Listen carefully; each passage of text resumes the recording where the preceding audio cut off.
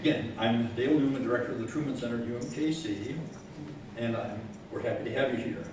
I want to thank our partners, the KC Archive, National Archives, our host here this evening, and our partner with the Eisenhower Library and with the Truman Presidential Library.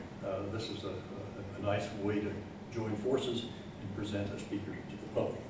About our speaker, Irwin Gellman got his undergraduate degree and his master's degree at the University of Maryland, College Park, and he got his PhD from the University of Indiana at Bloomington.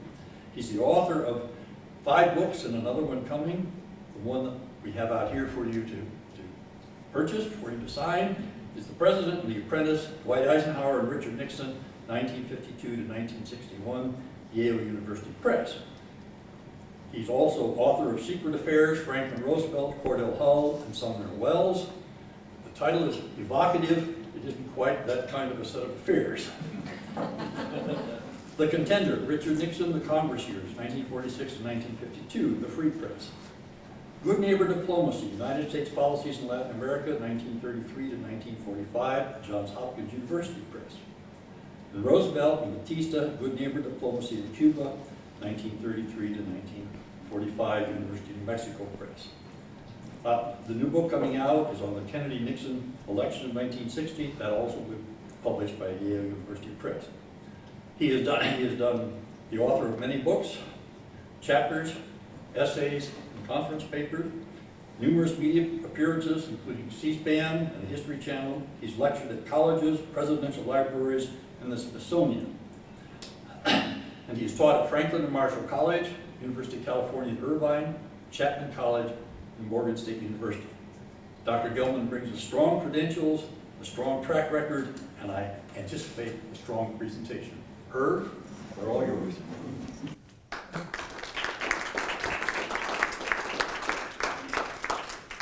Thank you. Before I start, I want you to have a moment of silent prayer. Not only the Kansas City Royals have screwed me by having their playoff game, but when I spoke at the National Archives in Washington, D.C., the Pope was there. When I went back to Philadelphia, the Pope was there. I don't know how many of you have seen the Pope, but I went so far. You can't tell anybody this, but I went so far because I'm Jewish. I almost bought a white yarmulke. I didn't buy the robes, but I was thinking about doing that too. So thank you for coming to this event. I appreciate it. But before I start, I have some bookkeeping to do also. Dale, Newman, Gayla, Curtis, if you ever have a chance to speak for somebody and you want the best of the best, these are the best. The gal standing in the back there, Kimberly Reed, thank you so much for the use of your facility and your professionalism and all the rest of the good things that you do. The 2 young men over here to my right, one should be probably over to the left. You know, Sam Boucher is the chief archivist and basically does all the rest of the stuff at the Truman Library. Tim Reeves is at the Eisenhower Library, has a comparable job. Both of them are as smart can be. They do their jobs beyond the call of duty. They are scholars. And for all of these folks, Dale, Gayla, Kimberly, and Sam and Tim, I don't think they get enough credit for what they do. Because when you walk in and see them, you know you're being treated to the best of the best, because they want you to be the best that you can be. In my case, they failed, but such is life. Now, what I'm talking about today is I'm going to spend half of my time talking about Sam's guy and half of my time talking about Tim's guy.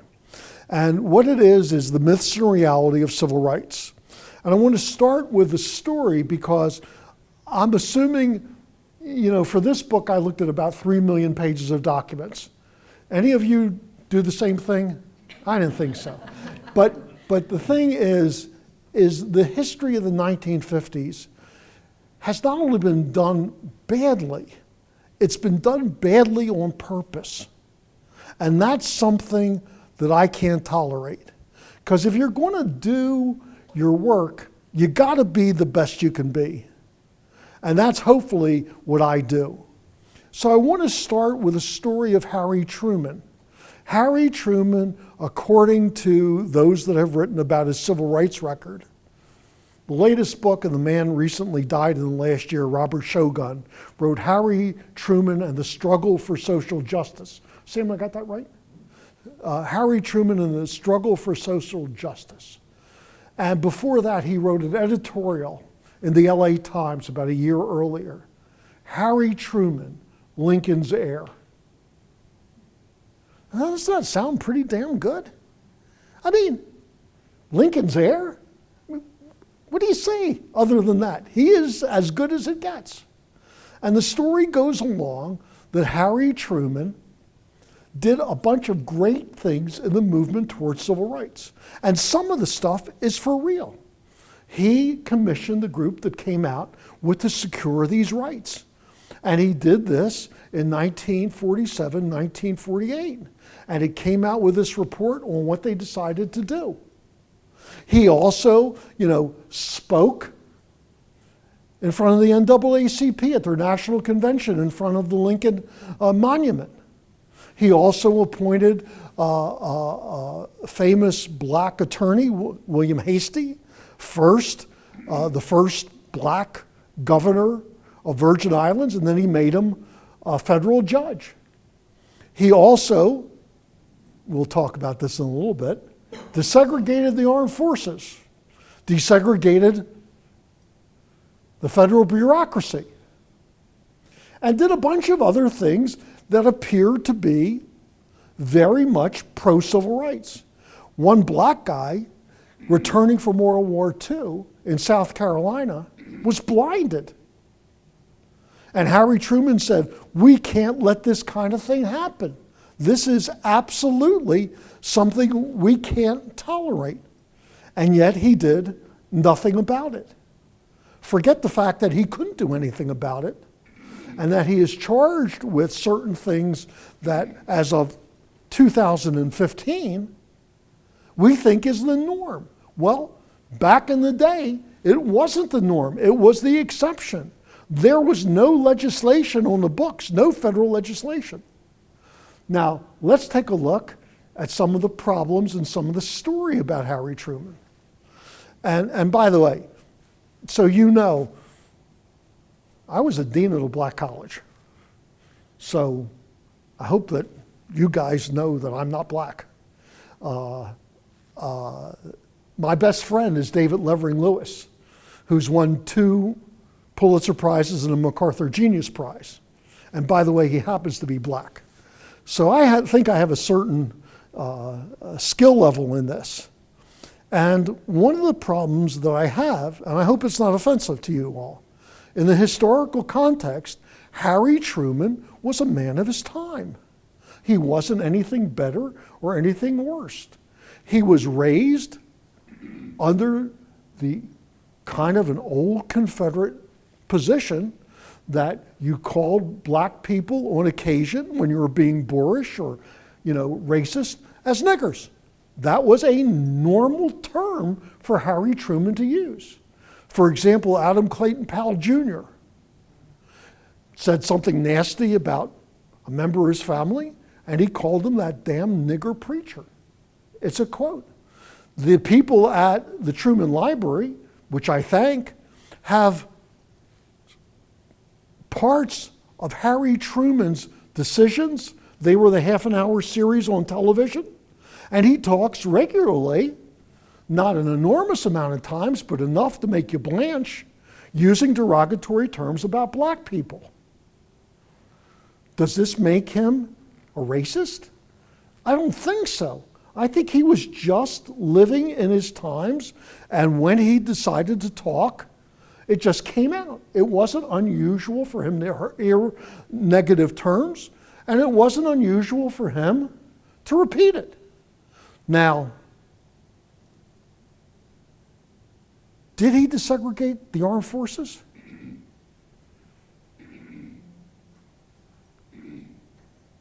A little bit. Do you know who had more to this terms to desegregate the armed forces than Truman? Have any of you heard a guy named Mao Zedong? He did more to desegregate the armed forces than Harry Truman did. If you can't figure it out, the reason why is the Chinese killed so many frontline white troops, the only people in reserve were blacks. So they came up to the front lines because of what the Chinese were doing. Did he take an active role in desegregating the armed forces in the United States, especially in the South? No.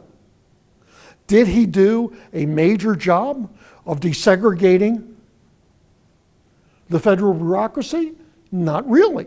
He issued the orders, and that was a step forward. But how much of a giant step was it is debatable. Also, Harry Truman, through several of the books that are written about him, they talk about various court decisions, Supreme Court decisions, decisions at the appellate level, etc., claiming that these were done under his administration. And that's certainly true. They were done under his administration. The problem is, Harry Truman had very little to do with the judiciary. And I think, as Sam Rouchet would be willing to tell you, his attorney generals left a bunch to be desired. And Harry Truman did not get involved all that much with these cases. The guys that did these cases and did yeoman's work was Thurgood Marshall and the NAACP. They were the moving force that did this. And to give Harry Truman credit for this is not even a stretch. It's a long stretch. And even then it doesn't work. So the nature of how and what Harry Truman is doing, in some ways, it's the beginning. Why did this happen? Why didn't they just give him credit for what he did and then not go elsewhere? Well, if you are living left of center history, you find out that most of the people that wrote history books after World War II and up to a certain point of time were liberal and or Democrats. That was just the way it is. I mean, Arthur Schlesinger Jr., who was a friend of mine, wrote blurbs for 3 of my books. Wouldn't argue, I don't think, that he was writing history from a liberal perspective. And he was a big-time Democrat.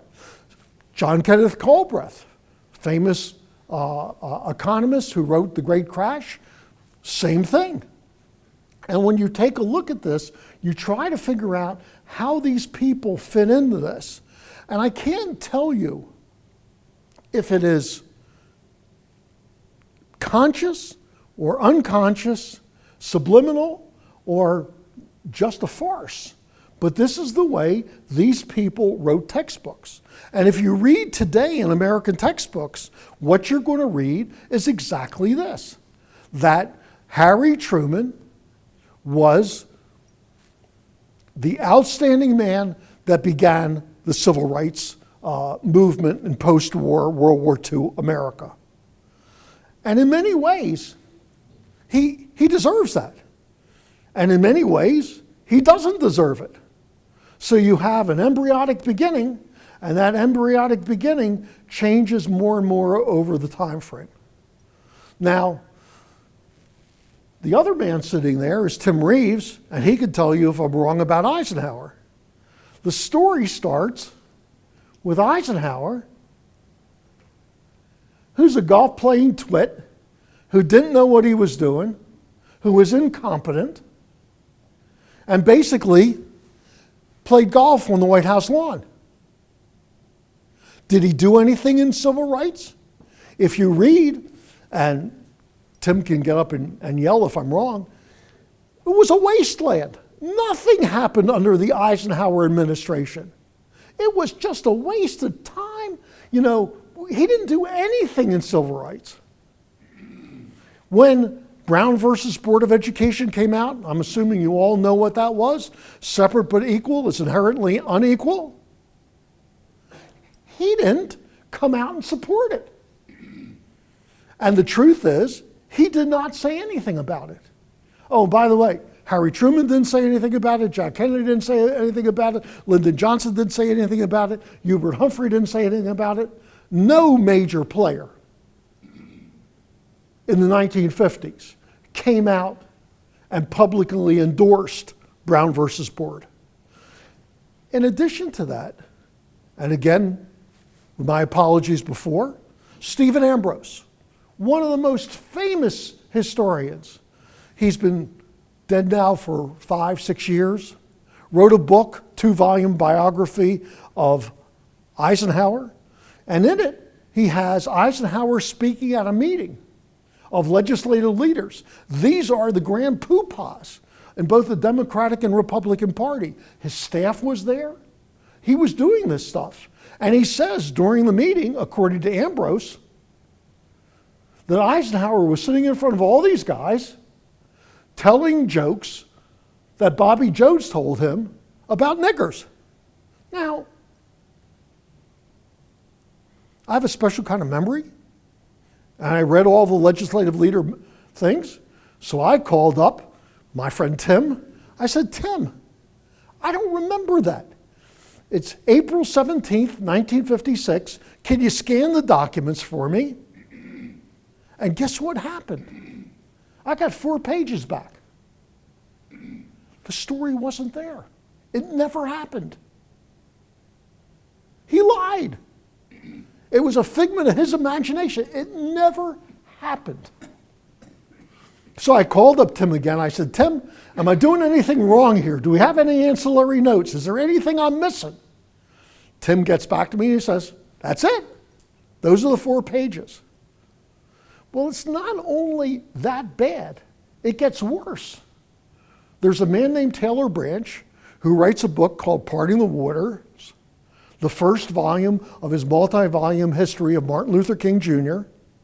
He takes the story that Ambrose told and makes up his own story. I mean, he can't even cheat off of something that never happened. He had to make up his own story of something that never happened that had nothing to do with the first thing. And surprise, surprise, he doesn't even check the document. And nobody checked the document that I know of, other than myself, and Tim being kind enough to pull it for me. So here's Eisenhower, a racist. Now, I'm assuming you all know that Eisenhower, commanded troops in Western Europe. I'm assuming you all know, those of you that are military types, if there are anybody that's military types, that he has orderlies, people that take care of him. Well, Eisenhower's orderly from 1942 until Eisenhower dies in 1969. And by the way, in 1969, he was a pallbearer at Eisenhower's funeral. He was not doing well, so he couldn't make it. So he became an honorary pallbearer. But he becomes very close to Eisenhower from 1942 to 1969. His wife is Dolores Moni. She comes with John and takes care of the Eisenhowers from 1945. After Eisenhower dies, she takes care of Mamie. After Mamie dies, she takes care of Susan Eisenhower's children. You think I'm forgetting to mention one thing? What? What? What did you say? Black. They're both black.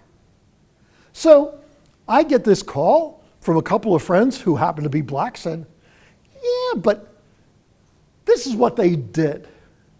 Well, I wanted to find out. Dolores Moni died last year at the ripe young age of 97. So she did an interview with the lady that ran the National Archives Park Service over at Gettysburg farmhouse where the Eisenhowers lived and the battlefield at Gettysburg.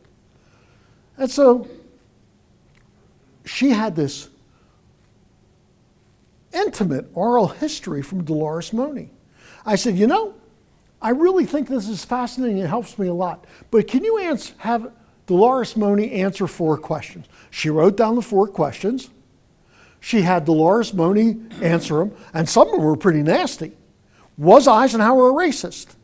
Did you view him as a racist? Did he ever use derogatory terms towards black people? And it went on. And you know what she did? God bless her. She answered every one of the questions. And her basic feeling was she was angry at 97 that people thought that the Eisenhowers were racists, because they were not.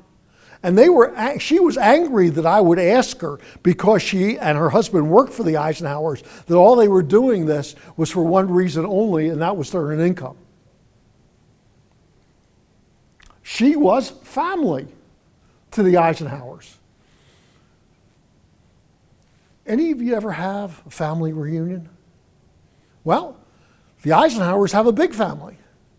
So when they had a family reunion, the guy that sat in the middle, at the head of the table, was John Eisenhower.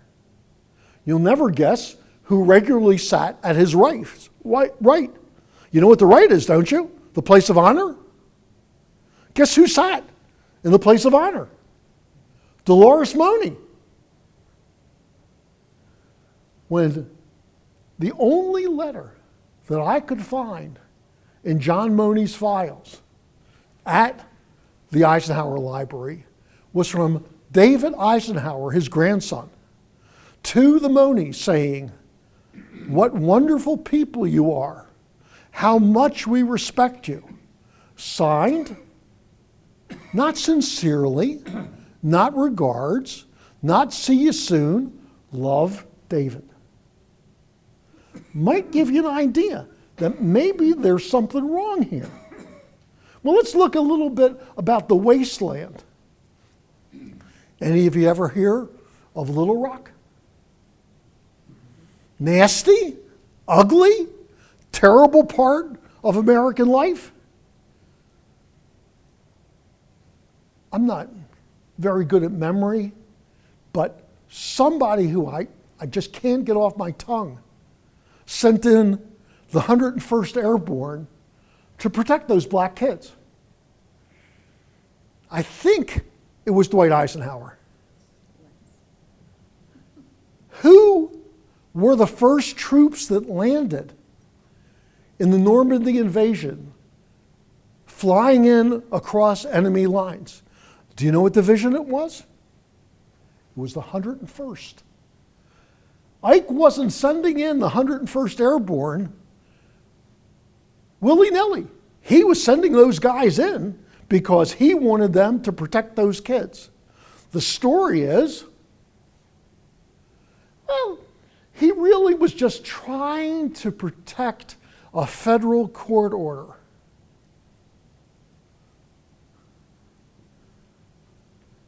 Yeah, he was protecting a federal court order, but he was also protecting those kids that were going to Central High School. But so what? I mean, what does that prove? That he was following federal orders? You know, the guy that helped decide Brown was a man named Earl Warren, who was Chief Justice of the United States. Do any of you wonder who appointed Earl Justice of the United States? It was a guy named Dwight Eisenhower. Eisenhower appoints 4 more people as associate justices.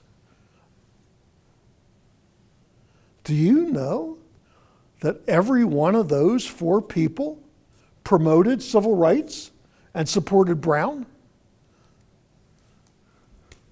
Do any of you believe that this was because Eisenhower was just thinking of enforcing a court order? He was supporting Brown. Again, if you go to the Eisenhower Library, you'll see in there comments that Eisenhower writes on these drafts of Brown 1 and Brown 2. Eisenhower, in a famous court, Cooper versus Aaron, comes out and says, you better obey Brown. If you don't, I will be all over you like molasses. You think that was only because? Don't think so. If you take a look at the first major Civil Rights Act, 82 years after Reconstruction, was the Civil Rights Act of 1957. If you read a book by a guy named Robert Caro, The Years of Lyndon Johnson, Master of the Senate, he spends 157 pages, but who's counting? On the Civil Rights Act and its importance. When it comes down to it, if you read most textbooks, and again, I've got my heroes over here to tell me I'm wrong, it wasn't much. If you read Robert Caro, who, by the way, won the Pulitzer Prize for this book, he says that what the Civil Rights Act of 1957 did, and pardon me because I love it, it offered hope. How's that for over-dramatization? It offered hope. But if you see what the 1957 Civil Rights Act did, number one, and the number one thing that to secure these rights and other things under Truman said, was to establish an assistant attorney general for civil rights. So for the first time, you have a special division with special people who favored civil rights and enacting civil rights laws. And this is what the first thing this does. The second thing it does is it sets up a civil rights commission to announce to the world all of the evil things that were going on wherever civil rights was being attacked.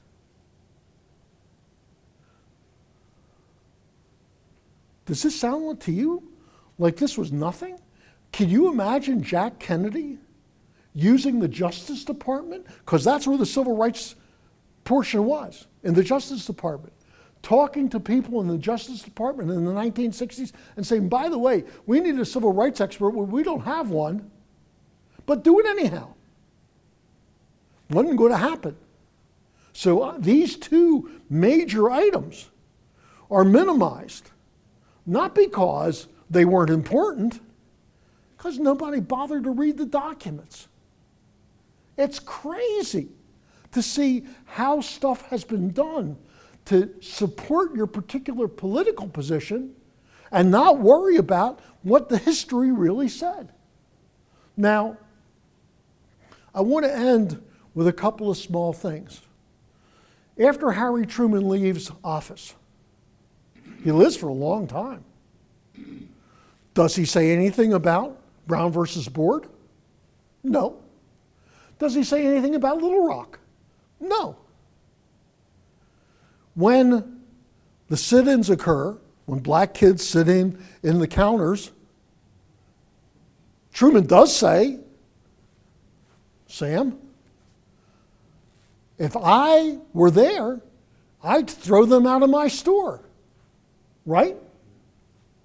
When a guy that you might have heard of, Martin Luther King Jr., asks him to recant, Truman in his wisdom says, no.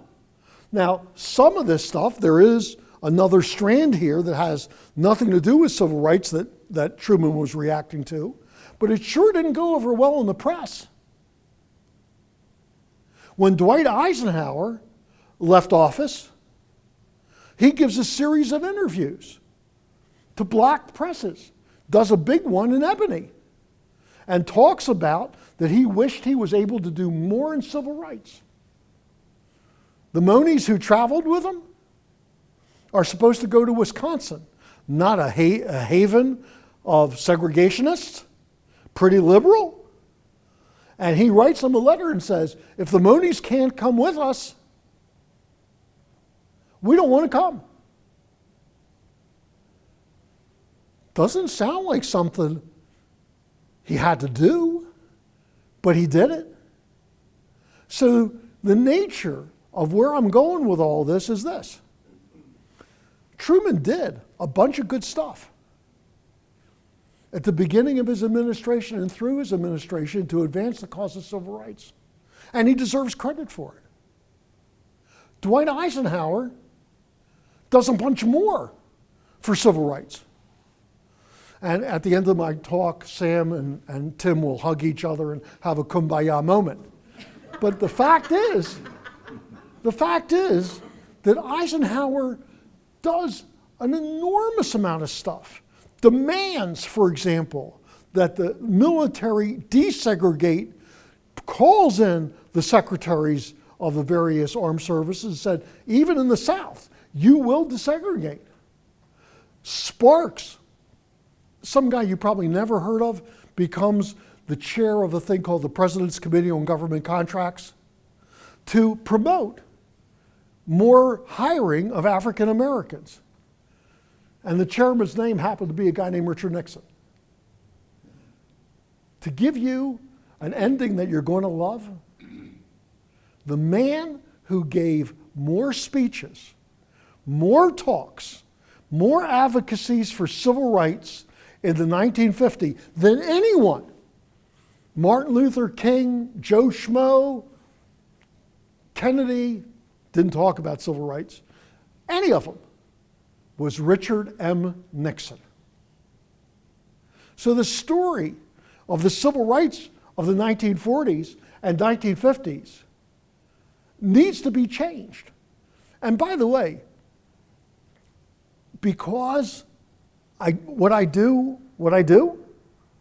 I look at textbooks. Of all the textbooks I looked at, let's say about 10, 15, how many do you think get the story right? Zero. It's all told on the basis of the general frame of reference of where these people are coming from, not the fact pattern. You know, and again, you all understand the word a little crazy? I mean, I looked at 3 million pages of documents. How much crazier can you get? I mean, I got a psychologist sitting in front of me. He could tell you, you got to be a little nutty to do that kind of stuff. But I don't know how to do it any other way. Because I got to stand in front of you and you got to read my books and know they're the best I can be because that's what you expect from me. So hopefully, you know, in this little time and whatever questions we have, that you've gained a perspective on what happened in the 1950s in civil rights that hasn't been told.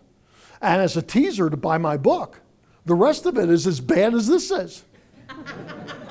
I mean, just to give you a clue, according to, you know, the John F. Kennedy folks, Eisenhower planned the Bay of Pigs. And people believe it.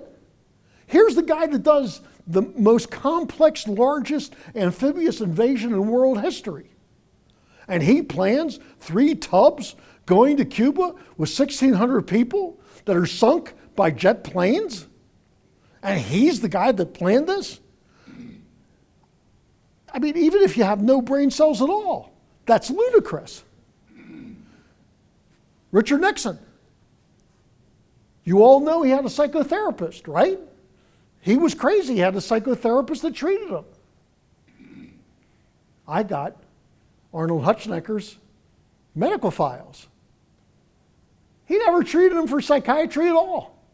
And not only did I get his files, but if you read the early November 1973 testimony by Arnold Hutschnecker in front of the committee to confirm Nelson Rockefeller for vice president, he's asked 2 questions in the House and the Senate.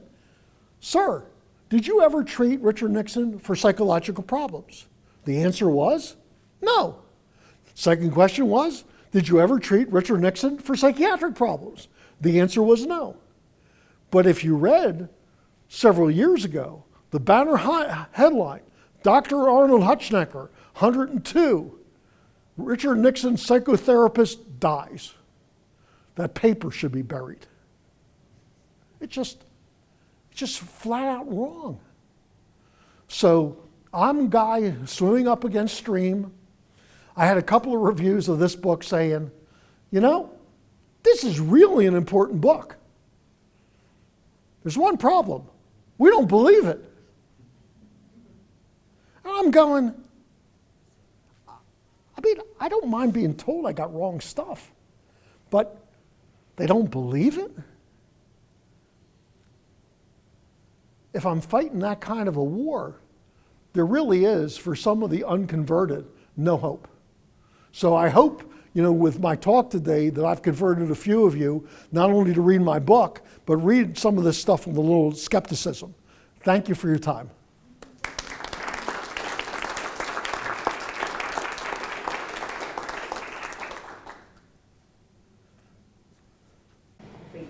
If we have any questions? Yes, sir. Hold on, I'll bring you the microphone. You're contrasting Truman and Eisenhower. Why do you think, what are your hypotheses, why they acted so differently?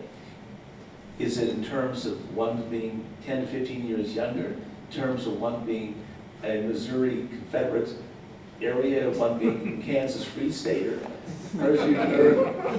what is your hypothesis about it? Quite frankly, it isn't all that funny.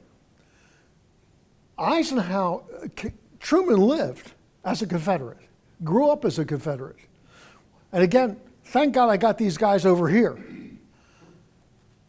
Harry Truman, as a joke, said to his mom that she could come visit and stay in the Lincoln bedroom.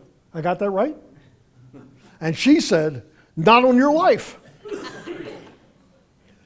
Dwight Eisenhower was really not only not a golf-playing twit, he was really brilliant. And one of the brilliant things about the guy was he didn't believe in miscegenation. He didn't want, as he said, maybe, that his daughter, which he never had, should sit next to a black guy. But his position was, if you paid taxes or you were a citizen of the United States, that you had the same rights and privileges of anybody. So the federal bureaucracy needed to be integrated because that's what was right. The military, which he spent his life as a career, needed to be integrated because that was what was right too. Now he had, in 1948, he appeared before the House Armed Services Committee where he said that blacks should have their own divisions, their own set of standards, because they could not necessarily compete with whites. And that was pretty much the standard at that time and place. Sam, I got that right? I got that right. So I'm just saying that at that time and place, he was not reflecting his own personal view and his own knowledge of living with the Monis. That was his position. But in addition to that, the Monis lived at the White House. They lived at the Gettysburg Farm. They were family. And for the Eisenhowers, the ones I interviewed, were very angry that their parents and or grandparents were viewed as some kind of racist pigs, when that never entered his kind of thinking. And one of the questions I also had Dolores Moni answered, did you ever hear the Eisenhowers say anything derogatory about black people?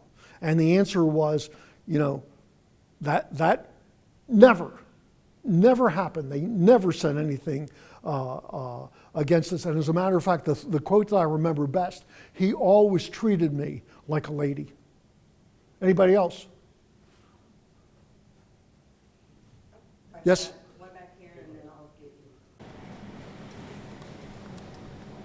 you. The evolution of Richard Nixon, from the guys making the civil rights speeches to the author of the Southern Strategy, took place pretty fast. Is that just as simple as the fact that in the 50s, the blacks that got to vote voted Republican, and then by 1970, that wasn't true anymore? Okay, I don't like to get ahead of myself, but I'll make an exception for you. One, I don't think in the 1,000 hours of tapes I've listened to in the White House, Nixon ever says a derogatory term towards black people. I think from Nixon's being raised as a Quaker, there was a great movement for him not to be a racist. Does he say boorish things, especially about Jews? Yeah, he does. I'm trying to figure out a nice way to say this. I think the Southern strategy is two words that are almost meaningless. Will you bear with me for a second? After 1936, no Republican gets more than 30% of the black vote, other than Nixon in 1960, who gets 32% of the black vote. Today, maybe 4% of the black vote goes Republican. Would you agree with me that you doubt that that small number reflects the philosophy of a bunch more of African Americans? What I'm saying is, there is reason for blacks not to be voting Republican. One, Democrats believe in large government, large assistance programs, largesse. Okay, that's a given. Two, in addition to that, the major black political leaders are, without a doubt, all urban, living in major black enclaves. They have a stake to be Democrats. In addition to that, if you look at the changes in the McGovern rules after 1968, it pays for black people moving up the ladder in the Democratic Party to be more and more and more Democratic, not small d, large d, because they get more and more goodies in return. If you vote Democratic more and more and more, you move up disproportionately in your numbers. So if you want to argue about the Southern strategy, why don't we just turn it around and say black people planned the Southern strategy because their position was that they were Democrats, they had to have some kind of rationale. The best rationale for Jesse Jackson, Joe Schmo, whatever, was to say, it wasn't us, it's the Republicans. Now, do I know that for a fact? Yeah. There's a guy named Timothy Thurber that wrote a book called Republicans and Race that came out on University Press of Kansas last year. Take a look at it. Anybody else? Sir. My question goes back, and I haven't looked at the papers, but I read a book a number of years ago, many years ago, too many years ago probably, called The Hidden Hand Presidents. And in that book, I thought I recalled reading that the scholar who did the research and created the book, said that if you read the document, the language found in the Supreme Court decision in Brown versus Board of Education can be found initially in the language of the briefs prepared by the Solicitor General on behalf of the federal government arguing for desegregation. And if you look closely at the drafts going into those briefs, you will find written in by Eisenhower certain phrases. And those phrases carry over into the brief prepared by the Solicitor General and then carried over into the opinion written by the majority of the court that pronounced the decision. I've not seen the document. Was that book wrong? Did I misremember? Tim, does he remember it right? He does. I mean, Herbert Brownell, who was Ike's Attorney General, said that Ike had a better grasp of the legal issues than all the Ivy League attorneys on the Justice. Don't know if you heard it or not, but Eisenhower went over the briefs for Brown 1 and 2 and other legal briefs in regard to civil rights. This didn't happen by accident. He was probably one of the most disingenuous guys I've ever seen. I mean, Dwight Eisenhower, you would think, really didn't know what the hell he was talking about in many cases. And he would say, well, you know, I really didn't know anything about that. I'm going to have to go back and ask so-and-so. That was crap. He knew exactly what was going on. He just didn't admit it. You know, a lot of the stuff that he would say at his press conferences, he just flat out lied. I have no clue why. Do you know? I don't have any idea why he lied. Huh? It all ties into that hidden hand. Okay. And by the way, the guy that wrote The Hidden Hand was a guy named Fred Greenstein. And he got miles out of it. My problem, Dale, with Hidden Hand is it's too simple. It gives you the impression that Eisenhower was there cackling behind some door sometime going, you know, I'm the Wicked Witch of the West and I'm going to figure out how to do so-and-so. No, he was a guy that did things. I mean, he was the most self-contained, most self-secured guy I've ever seen in the presidency. And one of the speeches I gave in downtown DC was every time he sent somebody out on a foreign assignment, which was really important, he would have those guys come to the White House and he'd brief them before they left. And the first place they would go when they came back was to the White House for a debriefing. And then you'd hear all these guys going across the United States, giving accounts to the National Security Council, giving accounts to the cabinet about what Eisenhower already believed. Only Eisenhower would be sitting there doodling. He didn't need to say anything. They were doing exactly what he wanted to say. Then they go on national television or they give interviews to the New York Times or whatever. And the end result of all this was he got exactly what he wanted. And he appeared like he had, I mean, he was the ultimate Teflon guy. He was brilliant in how he did this. And I'm guessing, and again, I'm guessing here, he was so secure in his own body, he didn't need to take credit for this stuff. And because of that, do any of you know how many wars we had under Eisenhower? Can any of you remember all the wars? None of you? Can't you remember any of the wars? Come on, help me out here. Zero? Zero? Was Korea still happening? He ended it in July 27th. But he ended it. Okay, I'll give you But when he was elected, it was still. yeah, I'll give you a pass on that, but not much. Okay, I'll give you also Lebanon too, which was pretty stupid, but nobody died there. He balanced the budget 3 years. Do you all live here in Kansas City? Any of you ever go on the interstates? The largest continuous public works program in American history still goes on. I mean, like, the amount of stuff that this guy did. And by the way, I'm not necessarily an Eisenhower fan or a Truman fan or whatever. To tell you the truth, I'm a Democrat. I'm also a Republican. I'm a socialist. I'm a libertarian. I'm an anarchist. I'm whatever the documents show me. I don't put myself into any of the stuff I write about.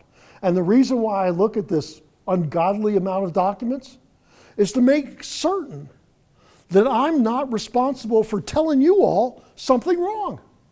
I want Nixon to speak. I want Eisenhower. I want Truman. You know, I want Dean Acheson. I want whoever I'm writing about to be able to tell you what they're thinking. Not me telling you what I think they're thinking, but to go right to the source. Because that's the only way you really understand or at least this is what I believe, it's the only way you understand what happened. And that's basically, maybe I hope I'm preaching to the choir. Anybody else, or is it over, Kimberly? Any more questions? We have time for probably one more. Or not. Or not? Well, thank you again for coming out. Appreciate it. Thank you.